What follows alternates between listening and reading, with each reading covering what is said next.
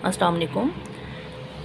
आज हम डिस्कस करेंगे मैथमेटिक्स फॉर क्लास 9 की एक्सरसाइज 1.2 की कुछ प्रॉपर्टीज़ को।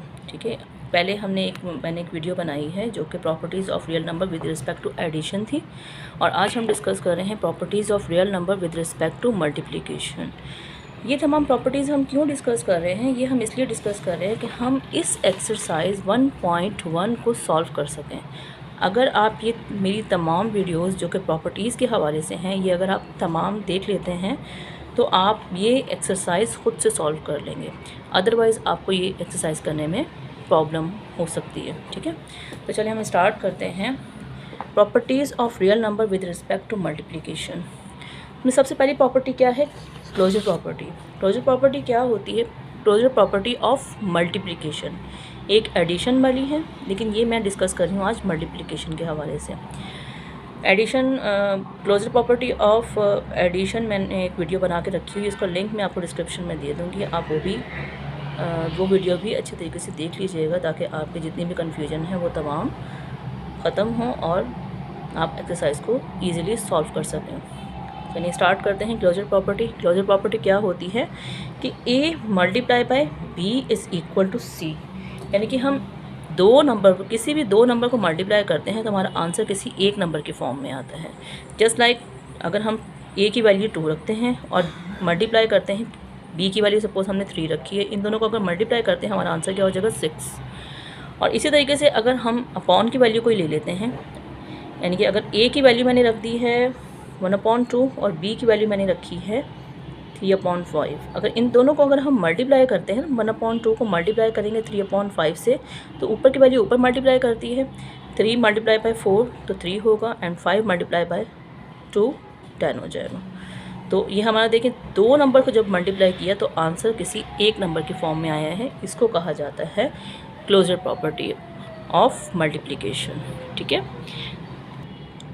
इसी तरीके से नंबर 2 है associative property. Associative property of multiplication क्या है कि अगर हम A को मल्टीप्लाई करें B से और फिर ब्रैकेट को ऑफ किया और बाद में हम C से अगर इसको मल्टीप्लाई करते हैं तो हमारा आंसर होगा A, यानी कि अगर हम इसको बाहर रख दें और इन दोनों नंबर्स को अगर हम ब्रैकेट में रख देते हैं तो दोनों का आंसर सेम होना चाहिए। यानी कि ये ब्रैकेट पहले A को मल्टीप्लाई करें B से, उसके बाद जो उनका आंसर आएगा उसको हम C से मल्टीप्लाई करें, या पहले B को मल्टीप्लाई करें C से, जो उसका आंसर आएगा उसे हम A से मल्टीप्लाई करेंगे, तो that's called the associative property. यानी कि उनका आंसर अगर सेम आता है इसका मतलब है वो एसोसिएटिव प्रॉपर्टी पर पूरा उतरते हैं।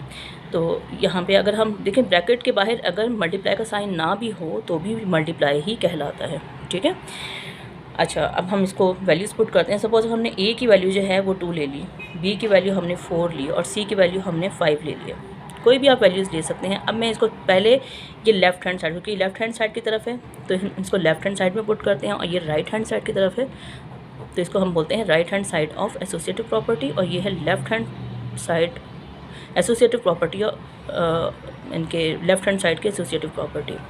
तो इसे ये कहा जा रहा है कि A मल्टीप्लाई बाय B, और अगर हम इसको मल्टीप्लाई करते हैं C से, A की वैल्यू क्या है 2, मल्टीप्लाई किया 4 और इसको मल्टीप्लाई किया 5 की वैल्यू के साथ, तो पहले ब्रैकेट सॉल्व होगी। 2 को मल्टीप्लाई किया 4 से, क्या आंसर आएगा? 8। और इसको अब ये ब्रैकेट से बाहर आ गई और इसको हम मल्टीप्लाई करते हैं 5 से। 8 को 5 से मल्टीप्लाई करेंगे, आंसर क्या होगा? 40। ठीक है, अब ये लेफ़्ट हैंड साइड का आंसर आया है। अब हम राइट हैंड साइड को सॉल्व करते हैं। यहाँ पर हम A की वैल्यू रख रहे हैं, वही वैल्यू सेम रखेंगे। क्या है? पहले हम A की वैल्यू रखेंगे 2, फिर मल्टीप्लाई की साइन आ रही है, फिर हम B की वैल्यू रख रहे हैं और उसके बाद C की वैल्यू। तो पहले हम ब्रैकेट को सॉल्व करेंगे, ये चीज़ एज इट इज़ रखी जाएगी। ठीक है, ब्रैकेट को सॉल्व किया। 4 को अगर हम मल्टीप्लाई करते हैं 5 से, क्या आंसर आता है? 20। फिर 20 को अगर हम 2 से मल्टीप्लाई करते हैं हमारा आंसर आ जाएगा 40। देखिए दोनों का आंसर सेम है, लेफ्ट हैंड साइड का और राइट हैंड साइड का। तो अगर दोनों के आंसर सेम है तो इसका मतलब है एसोसिएटिव प्रॉपर्टी जो है वो मल्टीप्लाई पे भी अप्लाई होती है। ठीक है, उसके बाद है हमारी fourth property multiplicative identity. Multiplicative identity क्या होती है कि अब हम किसी भी नंबर को, सपोज हमारा ये है कि A मल्टीप्लाई बाय 1 या 1 को मल्टीप्लाई करें ए से, दोनों का आंसर सेम हो। यानी कि अगर हम ए का मतलब है कोई भी वैल्यू हम ले लें, अपॉन में इनकी ये तमाम प्रॉपर्टीज़ किस पे अप्लाई हो रही है? रियल नंबर्स पर। रियल नंबर्स मीन्स कोई भी हर नंबर रियल नंबर होता है, चाहे वो पॉइंट्स की फॉर्म में हो, चाहे वो होल नंबर्स की फॉर्म में हो, किसी भी फॉर्म में हो, ऑड हो, इवन हो, किसी भी फॉर्म में हो, that's called the real number. ठीक है, ये भी रियल नंबर है, ये भी रियल नंबर है, ये भी रियल नंबर है, यानी कि हर नंबर जो है वो रियल नंबर होता है। आप किसी भी रियल नंबर को, किसी भी नंबर को अगर आप 1 से मल्टीप्लाई करते हैं तो उसका आंसर चेंज नहीं होता, या 1 को आप किसी भी नंबर से मल्टीप्लाई करें उसका आंसर चेंज ना हो, that's called the multiplicative identity. Just like example के तौर पर आपको बता देती हूँ।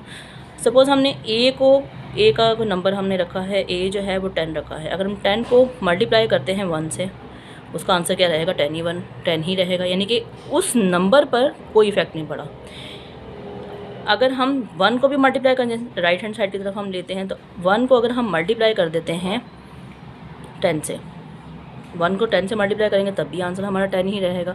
तो ये क्या है? राइट हैंड साइड में वही आंसर आएंगे। हमारा जो नंबर था, जो 10 नंबर था, अगर हमने उसको 1 से मल्टीप्लाई किया या उस नंबर को 1 से मल्टीप्लाई किया तो हमारा आंसर चेंज नहीं हुआ, that's called the multiplicative identity. इसी तरीके से नंबर 5 प्रॉपर्टी है हमारे पास मल्टीप्लिकेटिव इन्वर्स। मल्टीप्लिकेटिव इन्वर्स का मतलब क्या होता है? सबसे पहले तो आप इन्वर्स का मतलब समझ लीजिए कि इन्वर्स मीन्स क्या होता है। इन्वर्स मीन्स होता है उलट, किसी भी चीज़ का उलट।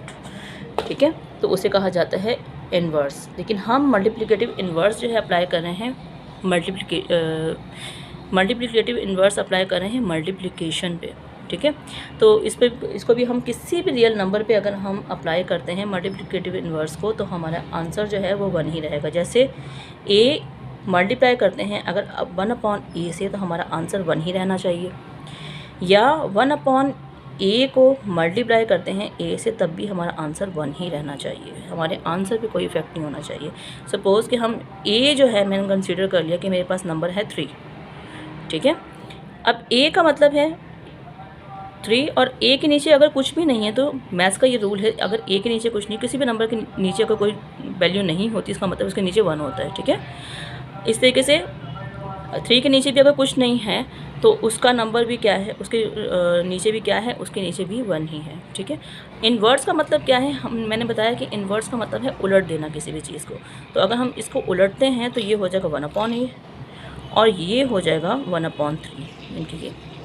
ठीक है, अब हम इन चीज़ों को अप्लाई करते हैं इस चीज़ पर, देखते हैं कि इसका आंसर 1 आता है। a की जगह पे आप रखें 3, क्योंकि और मल्टीप्लाई बाय इस 1/a की जगह पे आप रखें 1/3, क्योंकि 1/a की वैल्यू क्या निकाली है? 1/3। तो अगर हम इन दोनों को डिवाइड कर लेते हैं तो इस इक्वल टू क्या हमारा आंसर आ रहा है? 1।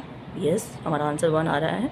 हम इसी नंबर को अब हम इस प्रॉपर्टी पे अप्लाई करते हैं कि अगर 1/a को मल्टीप्लाई करते हैं a के साथ, तो क्या हमारा आंसर जो है वो 1 होता है। ठीक है, 1/a की वैल्यू क्या थी? 1/3, और फिर मल्टीप्लाई a की जगह पे आप a की वैल्यू रखें 3।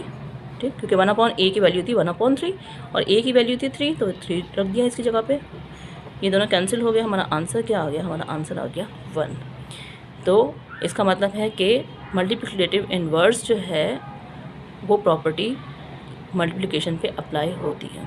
ठीक, अच्छा, ये तमाम प्रॉपर्टीज़ जो हैं इनको आप बहुत अच्छे तरीके से समझ लीजिए, क्योंकि ये आपके जब एक्सरसाइज आप सॉल्व करेंगे 1.2 उसमें बहुत ज़्यादा काम आएगी। ठीक है, अच्छा, अब हम डिस्कस करते हैं distributive property of multiplication over addition. ये प्रॉपर्टी क्या है? ये प्रॉपर्टी है a plus b plus c is equal to ab plus ac। यानी कि ये जो ब्रैकेट है, पहले आप इस ब्रैकेट को देख लीजिए, ये है a b प्लस सी, यानी कि ये डिस्ट्रीब्यूट का मतलब क्या होता है? बांट देना। यानी कि a को ये बांट देगा इसके साथ भी और इसके साथ भी, यानी कि हम ब्रैकेट को ओपन कर लेंगे। किस तरीके से? a को हमने इससे मल्टीप्लाई किया था, क्या हो जाएगा? ab, फिर प्लस साइन है, प्लस आ जाएगा, फिर यानी कि पहले a को इससे मल्टीप्लाई किया तो ये हो जाएगा ab, फिर प्लस साइन है, प्लस आ गया, फिर a को मल्टीप्लाई किया हमने c के साथ तो ये हो गया ac। यानी कि a को डिस्ट्रीब्यूट कर दिया इसके साथ भी और इसके साथ भी। ओवर किसके ऊपर? हम कौन सी प्रॉपर्टी डिस्कस कर रहे हैं? Over addition. Distributive property over addition ये है।